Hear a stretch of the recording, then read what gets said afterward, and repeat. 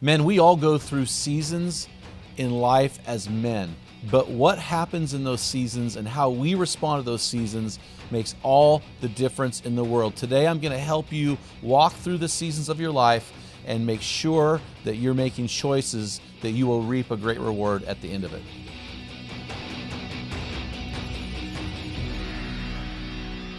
Hey guys, I want to jump into the meat of this podcast.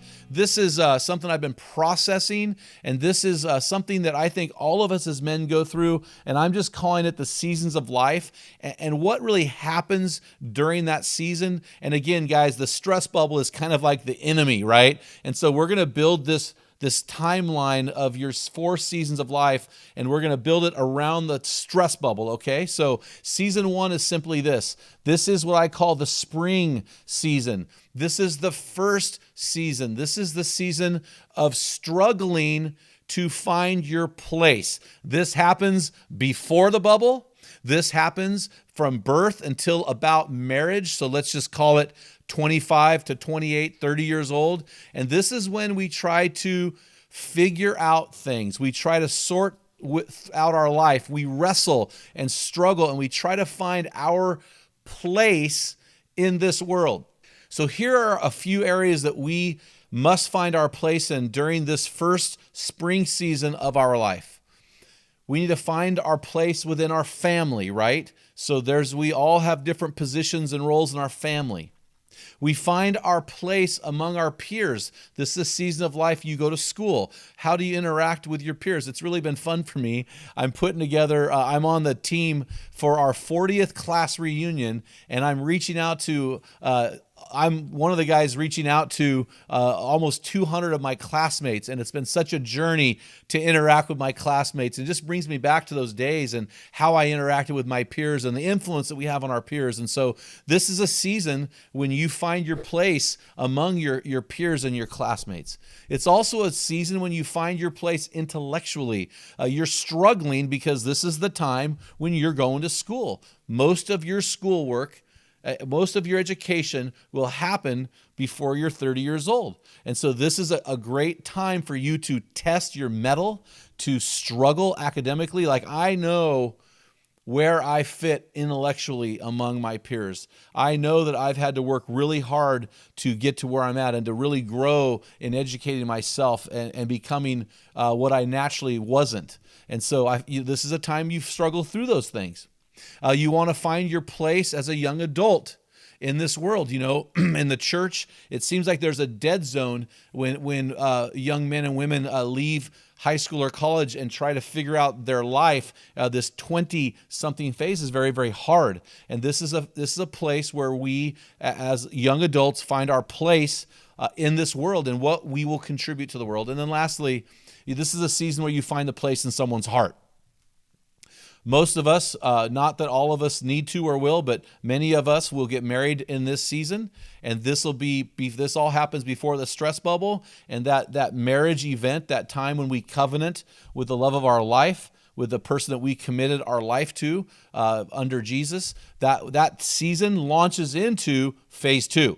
You know, we often forget, guys, that God has called us to steward the bodies He gave us so that we'll be ready, healthy, and spiritually dangerous to fight the good fight. That's why we're so excited to partner with Mountain Tough Fitness Lab.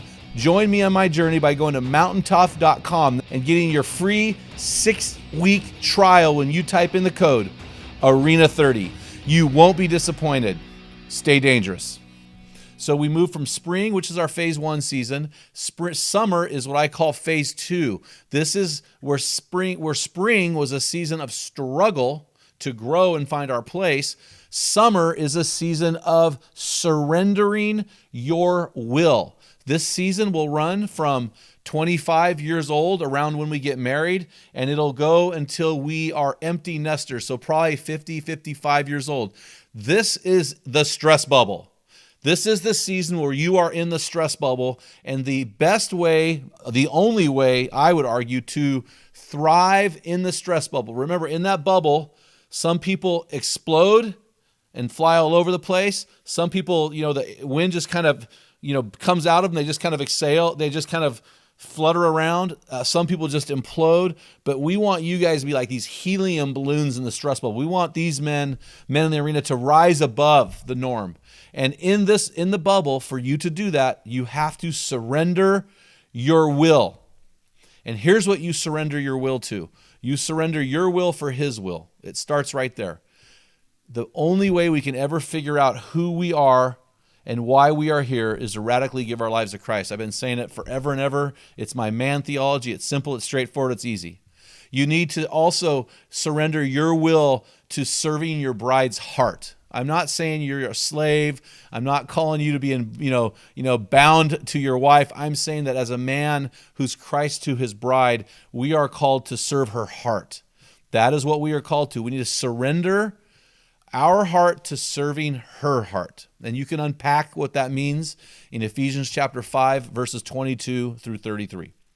We also need to surrender our will to raising our children. This is a season when our kids need us. We are going to be incredibly busy. Life is incredibly full in the bubble. That bubble expands and it stretches us, but we have to put our kids in a priority. God, wife, children.